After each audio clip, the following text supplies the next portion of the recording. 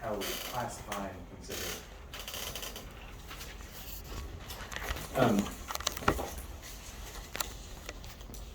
I did make that, but I didn't draw it, so is that okay? No, that's great. That meets with your approval, okay.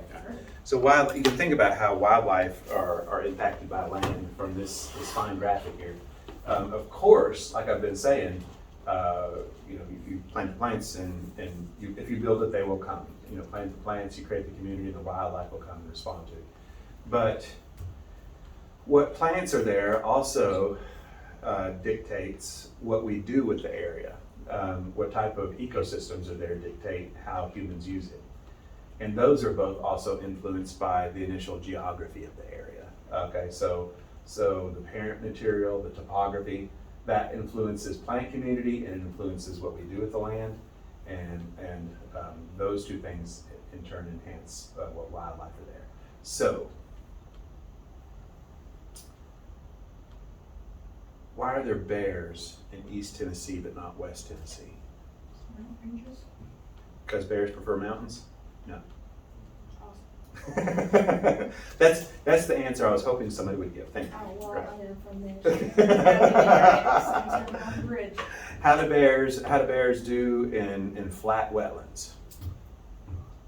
Great. Great. They can do just fine. Daniel Boone shot dozens of bears right here in Northwest Tennessee. Yeah, they were all over the place. Yeah. So why do we not have bears all over the place in West Tennessee now? Because humans don't want them. Some don't, but some do. That's not. There's another reason too. Fragmentation of habitat. Fragmentation. So we have a whole lot of forest in West Tennessee with roads in between them. No, it's just like the farmland in between. Farmland. We've got a lot. We've converted. We've gotten rid of most of the forest, and what bears like is forest. We've gotten rid of most of it.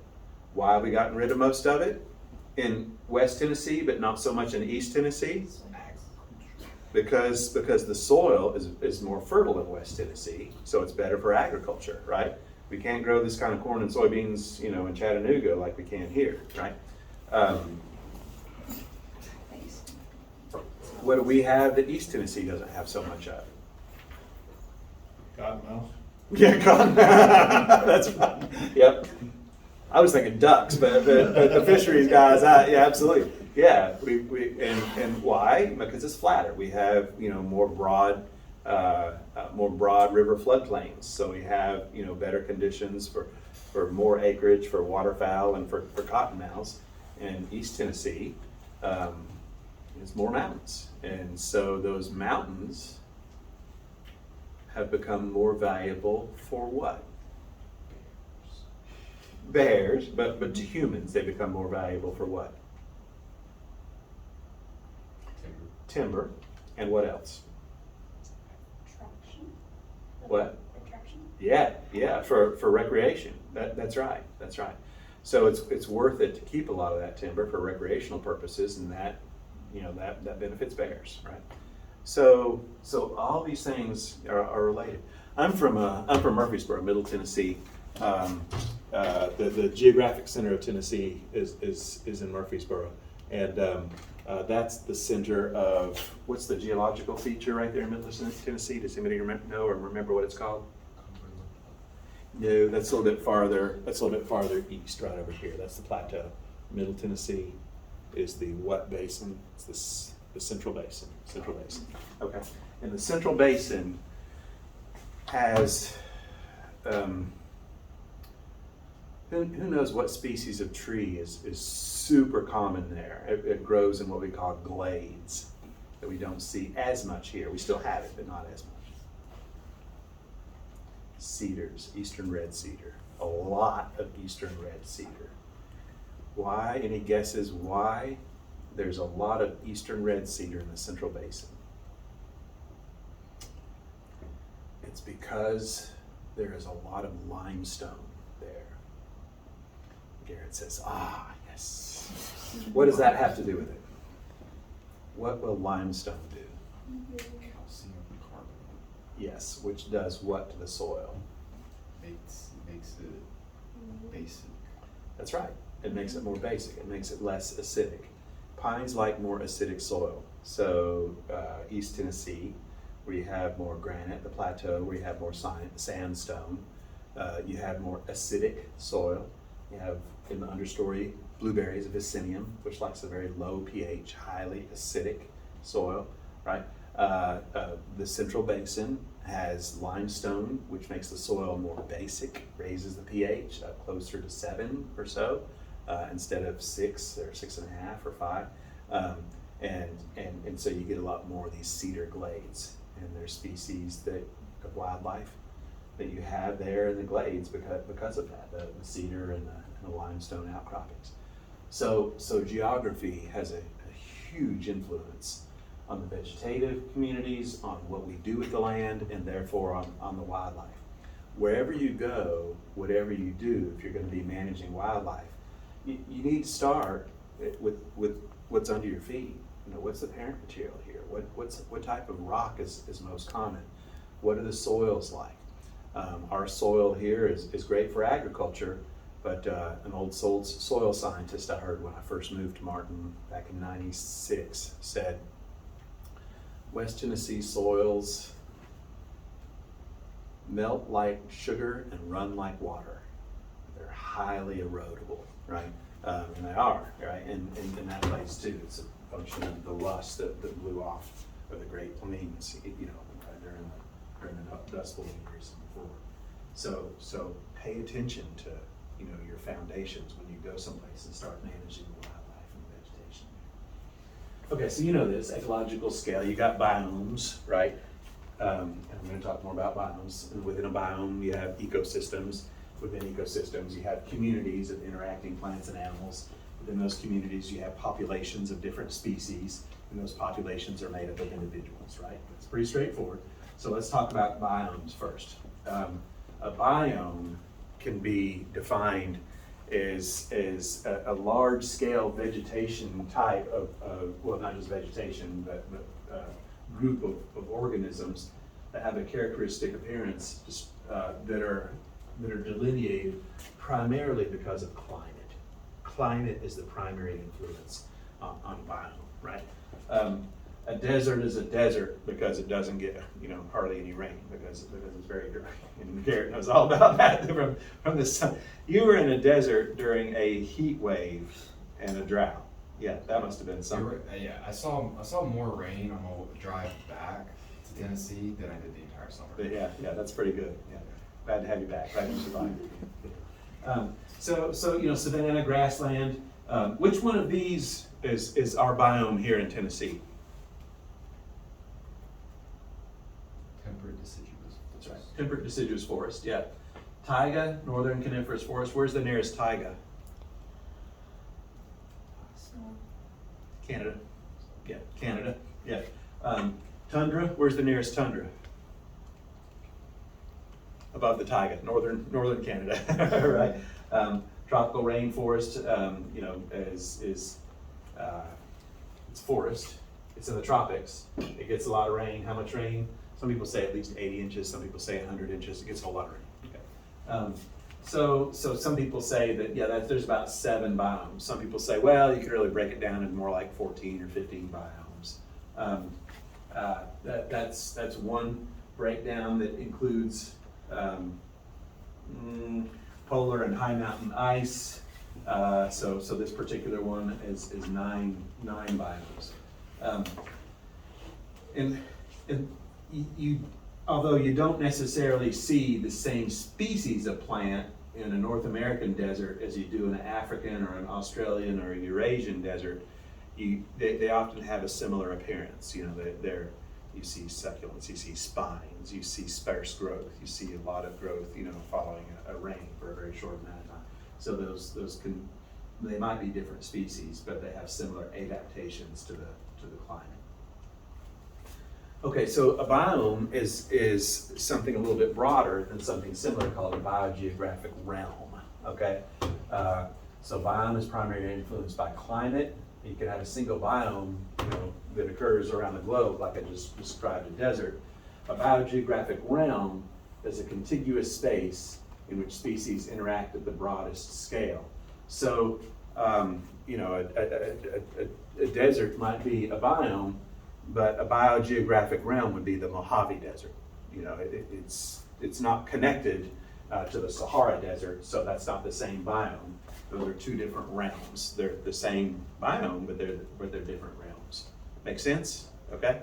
So this is the broadest contiguous, you might say, biome. Right? So this is another example of terrestrial biomes. This particular grouping has more like 14 or 15 if you include oceans and stuff. And then biogeographic realms is the broadest division of Earth's land based on distributional patterns of terrestrial organisms. That is broader than a bioregion, and a bioregion is broader than an ecoregion. So we're bringing it down, okay? Biomes, realms, bioregions, ecoregions, okay? A bioregion is ecologically and geographically smaller than a realm, but larger than an ecoregion. The Worldwide Fund for Nature, WWF, classifies 185 bioregions around the world. An ecoregion is ecologically and geographically defined smaller than a bioregion, which is smaller than a realm, which is smaller than a biome. Ecoregions cover relatively large areas of land and water, and they contain characteristic, geographically distinct assemblages of plants and animals. This concept of ecoregions was developed by a guy named Bailey back in the 1950s. So you'll often hear the term Bailey's ecoregions, okay? There are 867 ecoregions that have been delineated by the World Wildlife Fund or the Worldwide Fund for Nature. It's the same. The Worldwide Fund for Nature, everybody, WWF, Worldwide Fund, everybody thought that stood for World Wildlife Fund. And I think after decades of fighting it, finally the Worldwide Fund for Nature said, yeah, okay, call us either one, that's fine. So you hear either one of those terms, it's the same thing, okay, for what it's worth, all right? Okay. I tell you these distinctions, biome, realm, bioregion, ecoregion, largely so you can, okay, get it, that yeah, we have this descending hierarchy. It's not important to me that you memorize any of the specific ones. It's important to me that you understand that that hierarchy exists. So when people talk about it, you'll know what they're talking about. And if you're going to be doing a study, you might think, at what level am I going to be doing this study? Because if you're doing a study of, that's large regional or continent-wide or worldwide in scale, you might be using bioregions or biogeographic realms to describe differences. It just depends on the nature of what you're looking at. So here's the Earth's bioregions, and like I said, it's not important to me that you memorize any one of these. It's okay, I just want you to understand the concept, okay? Good? According to the Worldwide Fund for Nature. And if you look at North America more specifically, here are our bioregions. These are within the biogeographic realms. You have the Arctic, the boreal forest, the Cascadia, Laurentia here in Tennessee. We're in the Dixon, sounds like Dixie, California Basin and Sonora. And then you have U.S. ecoregions, and the Environmental Protection Agency has played a big part in delineating those ecoregions. And they suggest that depending on what you're wanting to do, you can look at them at a coarse scale, or a little bit finer, or a little bit finer, or a little bit finer. So level 1, 2, 3, and 4 ecoregions have 12, 25, 105, and 967 different regions, of increasing scale, right? And so, this might be temperate deciduous forest. Well, describe some different types of native natural forest right here in West Tennessee. Can you make a couple of distinctions? What's one? An upland hardwood forest versus a bottomland hardwood forest. Yeah, that's so just right here in Weakley County, we could have two forests right adjacent to each other, on the bottomland hardwood. And okay, let's look at bottomland hardwood forests. You could go to 15 minutes down the road here to Obion River WMA, and there's some bottomland hardwood forests that are a little bit lower, that have more standing water more of the year, and they're dominated by two primary species of tree. What would they be? The lowest bottomland hardwood forests. You can name me one. What tree can handle the most water around? Cypress. Cypress, yeah. And the next one that often grows around cypress will be a tupelo, okay, or a water gum, tupelo gum. You get a little bit higher, and then you get into all sorts of species of oaks and other species that can handle, wet conditions. Willow oak, water oak, nuttall oak, and a bunch of others, even cherry bark a little, and several others. But those are two different bottomland hardwood forests. So you've got all these different, ecosystems within it. Okay. Here are the level 1 ecoregions. I can't read that, but eastern temperate forests, and if you look at Tennessee, here are the broad ecoregions within the state. You've got the Mississippi floodplains. You've got there's that central basin, right? This is the western and the eastern Highland Rim, the Cumberland Plateau, the Sequatchie Valley, the Ridge and Valley Province, the Appalachians. Each one of these is characterized by different species. This is an old map that shows major forests of the United States. Okay, so there's 1, 2, 3, 4, 5, 6 major forest types according to this old map. Who wants to take a shot at one of them? Give me a name of it. The one, we've already said the name of the one in Tennessee. What's that one?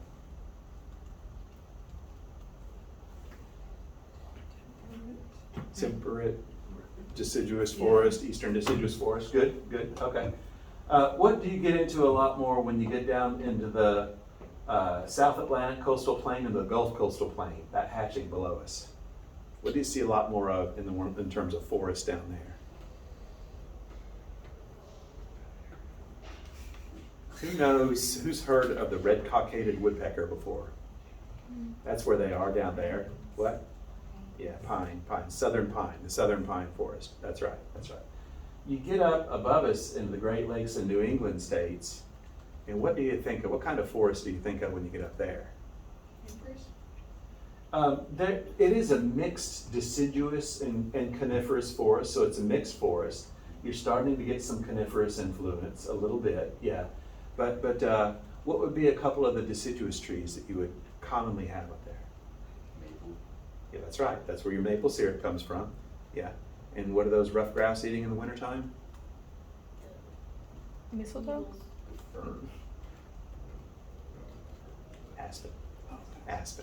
Aspen, maple, and you still have some oaks and hickories, but you're getting that coniferous influence.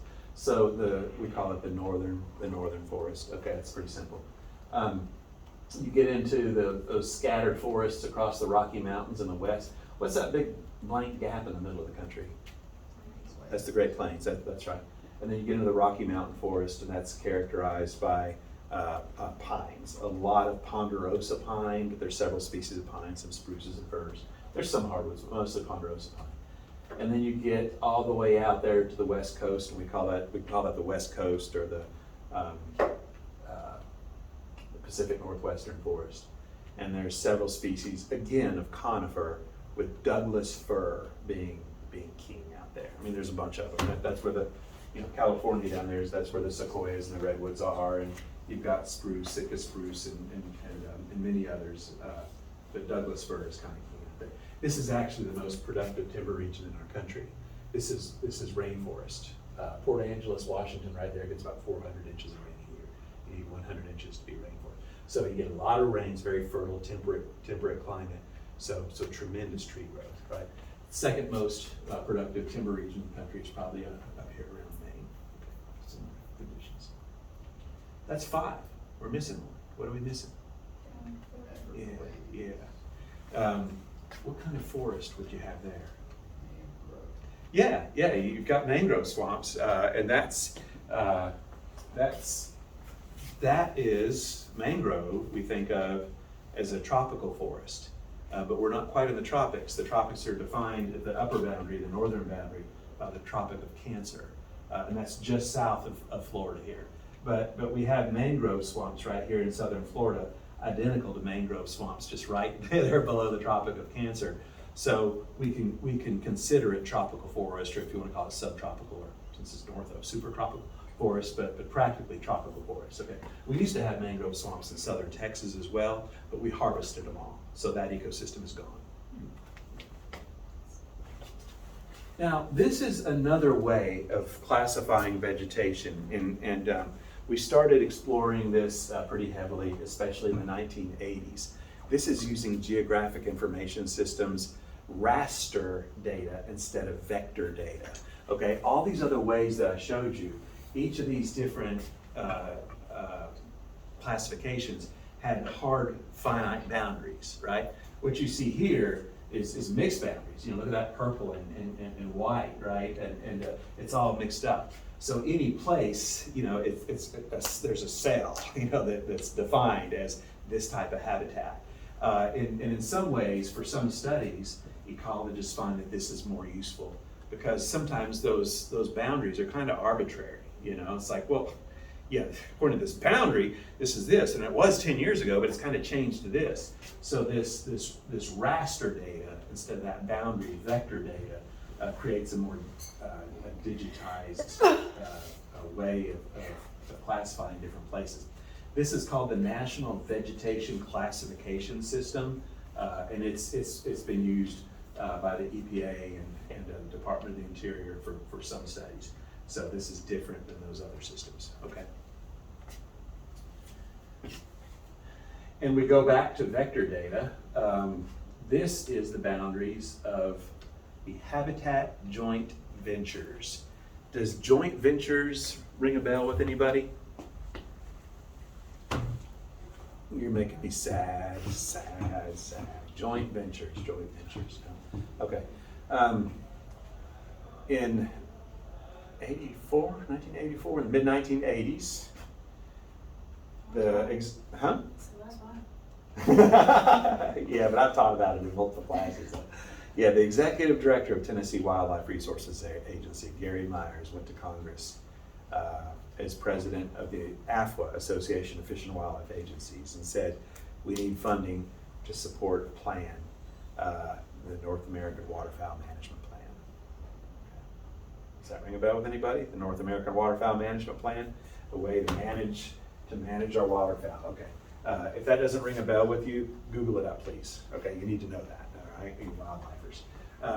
The North American Waterfowl Management Plan was largely about funding for restoring wetlands for waterfowl across North America, the United States and Canada. And there's some complex funding mechanisms we won't get into here, but in order to figure out what needs to be restored, we need to figure out what we have, what we've lost, and where we need to put it back. All right, well, they raised $2 billion in 10 years, okay? We got $2 billion. Should we just buy random lands and convert it back to wetlands, or do we need to recognize where is the most strategic place to buy and restore wetlands? And that's what they did. And part of that process involves creating different joint ventures. So Tennessee has a few.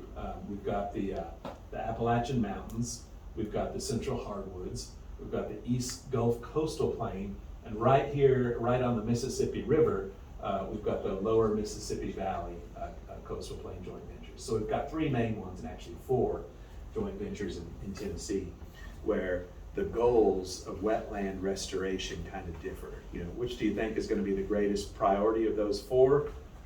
Right there on the Mississippi River, and the second greatest priority is the East Gulf Coastal Plain, of course. But we have used that model so successfully with the North American Waterfowl Management Plan that wildlife ecologists expanded that model for all birds, and we call the program Partners in Flight, PIF. And if you haven't heard of that, Skylar, look it up. And we use these habitat joint ventures not just for waterfowl now, but for identifying habitat restoration projects for all avian species across all North America and now Central America as well. Okay, so if you ever hear of habitat joint ventures, it's all about birds, especially ducks, but other birds too. And you know, people work in different areas, setting goals for habitat restoration. Okay. I'm kind of talking about this esoteric stuff here in this lecture, but we're going to get into very boots in the mud stuff here real soon, like the next one's saying. And you know, who's got a garden? Who gardens with vegetable gardens? Me too. Okay. And when you get your Gurney's catalog and look at seeds or plants or fruit trees to buy or blueberries, you know, they'll say, well, this particular tree is good for plant hardiness zone number whatever. Okay. And plant hardiness zones have changed due to changing climate. So from 1960 to 1990, for example, West Tennessee was in the oak hickory zone, right? We anticipate that in another few decades, West Tennessee is going to be very firmly in the oak pine zone. So pines, there's different species of pines. North of us is the white pine, okay? Pennsylvania and North Pennsylvania is very common. We've planted it in Tennessee and it's done pretty well. It's not doing as well as it used to because it likes more northern climates. So as it gets hotter, white pines suck more down here, okay? And then loblolly pines, which have historically been south of us, we planted in Tennessee and they've been doing better and better. And now loblolly pines are starting, 20, 30 years ago, they weren't really propagating on their own, but now they're starting to self-establish. I've got loblolly pines popping up on my property. Our native pine, the Virginia pine and shortleaf pine, they're kind of scrubby pines, and they're still doing fine here in Tennessee, and probably will do even better in the coming decades. So climate has an impact on our vegetative community composition.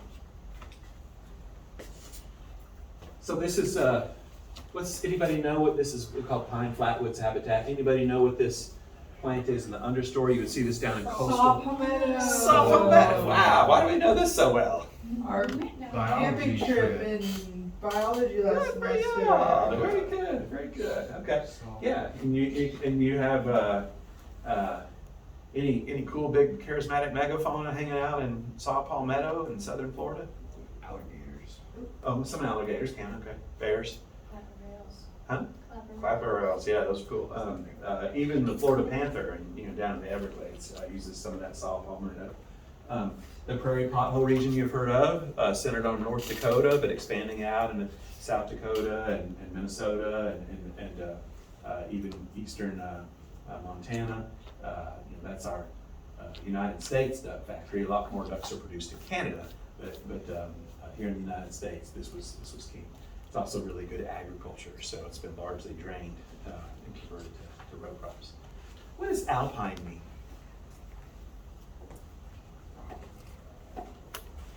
Nobody knows?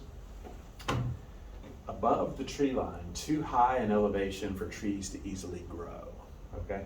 Do we have alpine in the eastern United States? No, we do not. We do have some mountaintops without trees, but it's not because they can't grow ecologically. It's for other reasons, and I'll talk about that in a bit. So where you have very high mountains in the west, so the Rocky Mountains and the Cascades and Olympics in Sierra Nevada, when you get up to like 10, 11, 12,000 feet, you're above the range where trees can grow, and you get into forbs and grasses and shrubs. These trees are just going right at the edge. You can see the alpine up there.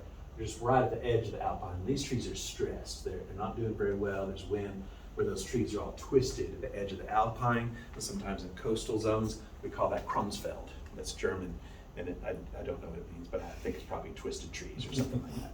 Krummsfeld. So you can impress people and say, oh yeah, there's some fine Krummsfeld right there. Mojave Desert, Joshua trees, of course, they've been impacted this summer by the fires and the droughts. Again, these are all unique ecosystems, unique habitats, and there are dozens of them all over. Tennessee has our own. These are fire-adapted systems, mesquite in Texas. Aspen, this is young regenerating aspen, usually not due to fire, but due to timber harvest. They grow these on very short rotations. Aspen grows quickly, it's an early successional pioneer. And the northerners call it popple. We're going hunting the popple. And they're hunting for rough grouse and woodcock, these early successional regrowth of aspen. Okay, so did I say that right? Popple. It's not a Pennsylvania thing. It's more of a Wisconsin, Minnesota thing. Probably. Was my inflection? Oh yeah, we're hunting the popple. That sounds about right. Yeah. Okay. Okay. Excellent. Okay. If this is the Rocky Mountains and this is the Sierra Nevada and the Cascade Mountains, what do you call this region right here? The Great Basin. The Great Basin. Yeah. It can also be called the Intermountain West, right? And in a great deal of that, you've got a lot of sagebrush, Wyoming big sage, and fires go through, and western cedar will grow up, but the frequent fires usually knock most of the western cedar back, so you've got a cedar or two.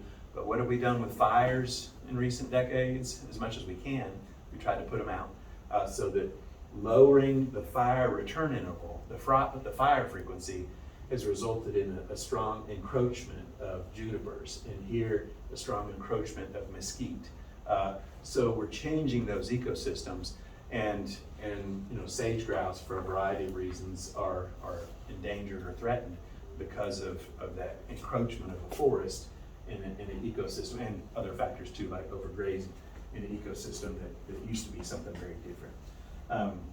If you go down to the Gulf Coastal Plain, again, where those red cockaded woodpeckers are, the historic forest was a longleaf pine wiregrass savanna, and the red cockaded woodpecker would make cavities in live trees.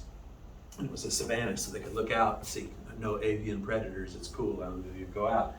We liked those longleaf pines for timber, but there weren't very many of them, so we put out fires. We suppressed fire so that we could grow a dense stand of trees, which was completely unnatural. And the red cockaded woodpecker would look out and say, I can't tell if there's anything or not. And they'd go out and get hammered by Cooper's hawks and red-tailed hawks and such. So they're endangered. So these are all systems influenced by fire that have maintained them and their characteristics. And by changing that fire return interval, we've affected wildlife. We've affected wildlife. This is Tennessee's topography, and the same thing that I've been saying across the landscape for the whole continent applies to Tennessee, and I've already addressed like the Central Basin, the Highland Range and stuff. That influences the plant communities. So our 5 forest types in Tennessee, you've got the southeastern evergreen forest right on the Mississippi River. You've got the western mesophytic forest in most of west and middle Tennessee. Once you get up on the Cumberland Plateau, you have mixed mesophytic forest, which is like the western mesophytic, but it's got species that do better in moist, higher conditions like the yellow buckeye and the white basswood. Mesophytic, what does that mean?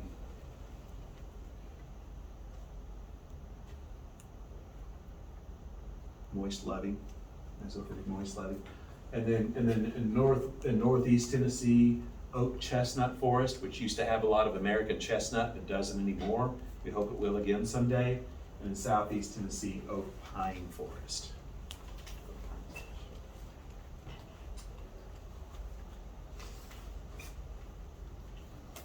Don't worry about memorizing all this stuff. All of these things could be considered habitats in Tennessee, and some of them are natural, and some of them are human-made. Balds, I'll show you a picture of a bald and explain that more in a minute.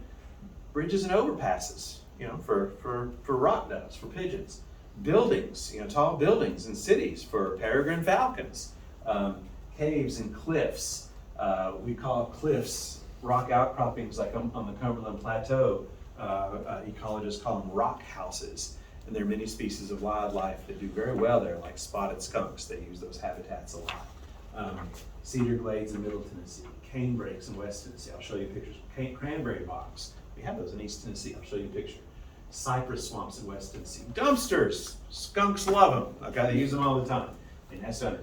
Gardens, shrubs, golf courses, native prairies, parking lots for English sparrows, cattle pastures. Some species use them and like them and do very well with them. Reservoirs, these artificial aquatic habitats that we create with dams. Roads and roadside ditches. Go up to Wisconsin and Minnesota. You hunt ringneck pheasants in the ditches. They call them a ditch carp because that's the best habitat for them because it's all roads or cornfields. Power lines, right-of-ways, gas line right-of-ways, large areas of rhododendrons that we call rhododendron hills. I'll show you a picture of row crop streams. These are all specific habitats that many species of wildlife are either evolved with or adapted to. Or both. What do you think that is? A trail? It looks like, maybe it is a trail. It's a trail through what habitat? In Middle Tennessee, in the Central Basin. This is a cedar glade. Okay. A lot of rattlesnakes because there's a lot of flat limestone outcroppings that create good conditions for hibernacula. Okay. This is a small remnant of areas that used to be thousands of acres called a what? What is that plant right there? Can you tell? So it came right from here. That's right, it's a canebrake, yeah. We have a couple species of cane in Tennessee. The most prevalent one is giant cane or river cane, Arundinaria gigantea. And there's a species of warbler that we think is somewhat dependent on it, Swainson's warbler, who has suffered greatly as we've got rid of our cane. This is a native cool season grass. It's actually grass. This is a mountaintop in Tennessee without forest on it. There's been a lot of research why we have some mountaintops just right at the top that's bare of forest, just have shrubs and grasses and forests. That the hypotheses involve things like Native Americans would keep the trees burned off to provide forage to bring in deer and elk for hunting, or lightning strikes, the highest trees, so there's more lightning strikes, so you get more fires there, so that keeps them burned off. And once it's created, animals come there and graze down the trees and keep more trees from all sorts of hypotheses why they're there. But there they are. Has anybody been to a bald in the Appalachians in East Tennessee? It was at Fort Pillow. Okay, yeah. So there's lots of balds over there. I had one on my study area when I was at Knoxville called Wig Meadows, but there's lots of balds. Any idea what that is?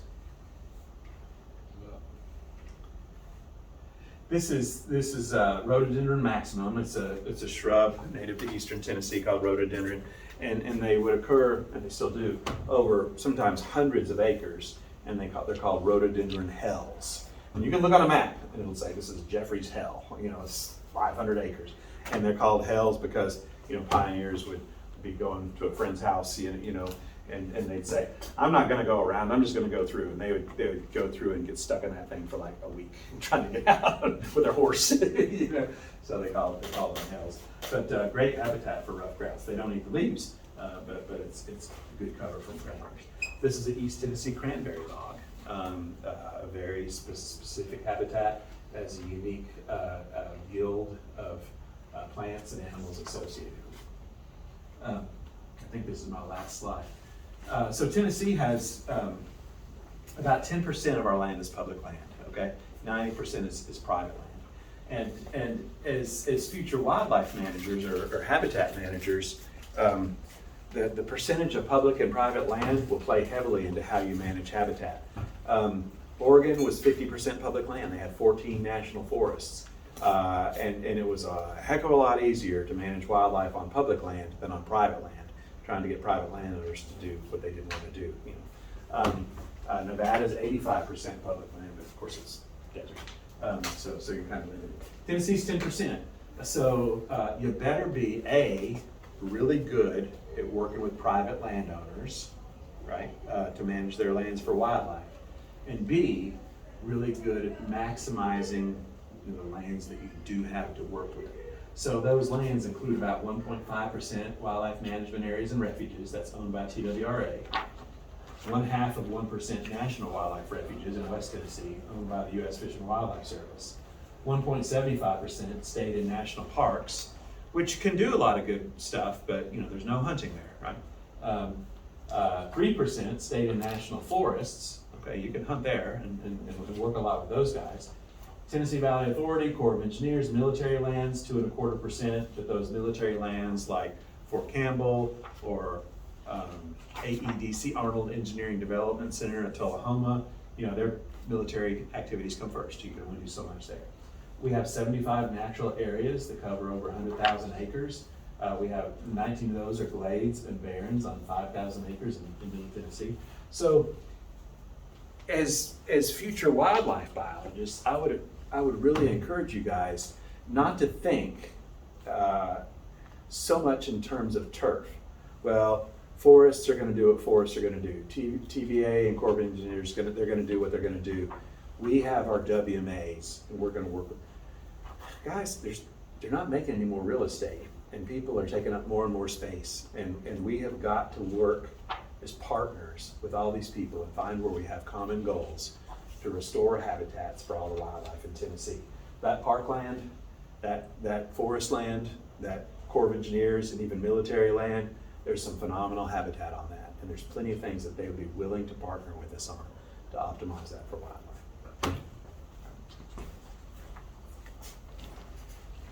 Let's take another 5.